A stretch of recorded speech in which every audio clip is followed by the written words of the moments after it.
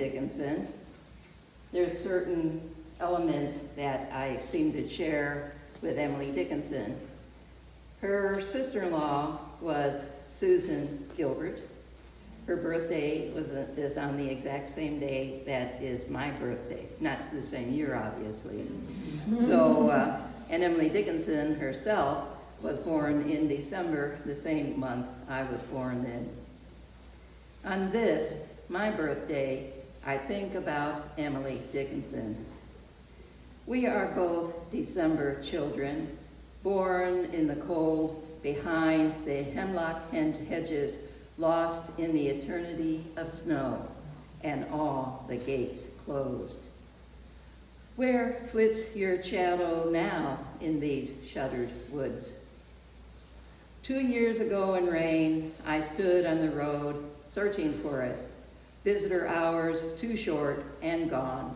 Like you, I cannot enter, shut out to that inner world, housing your circumference where poems grow beneath your corner window like flowers, salamanders, each a slender fellow in the grass, a slant of light. Red brick still walls you off, not even another Susan could break through. A wrought iron fence surrounds your small marker, separate in the grave, green skies fraught with thunder, a funeral in the brain. We must each let go. Is there peace there, dressed in the white of no abstractions? Now caught in marriage, you have the privilege to die. May the Lord not shut you in the cold.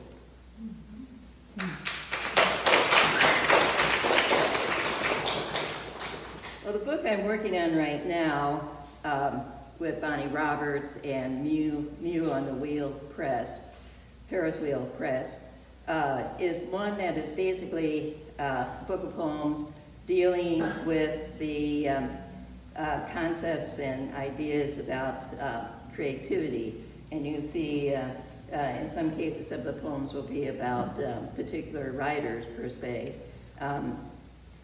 Some might be dealing with how audiences might react to art or how they might reject it. Not every poem I'm going to read right now will relate to it, but this one I think is going to be in the book.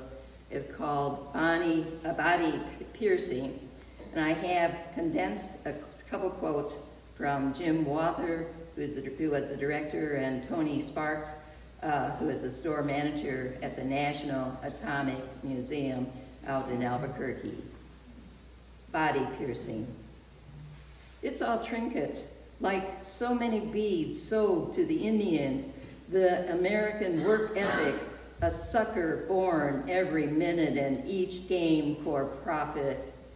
So the phone calls begin when you are eating in the middle of your show or a good read while you are sleeping. The annoying ringing making you question, should I answer? And how do we answer the selling of trinkets, the selling of truths out in the desert, in the dead heat, the silver piercing of fat man, of little boy, the trivializing of them? At Little Bighorn, a century before, 2 Indian women took sewing awls and pierced the eardrums of Custer so that he might hear better in the land of the dead than he had in life. There is a lesson here. We visit the Nuclear Museum, shop for souvenirs, mutilate ourselves for fashion. The pain freezes our ears shut, like the cloud hanging over us, roseate, stratospheric, a bloom of light and sound rising, the Big Bang. So cold this sound of money, So cold the banked stone steps half a world away. Look at its darkened human image frozen there. What profit if we gain the world? And I realized I forgot to read you the quote, so I'll read that now, from Jim Walter and Tony Sparks. Items sold in the museum store reflect history and present the work of dedicated scientists in the United States.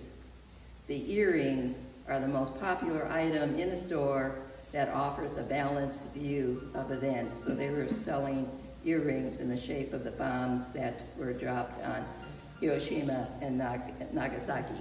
Thank you very much.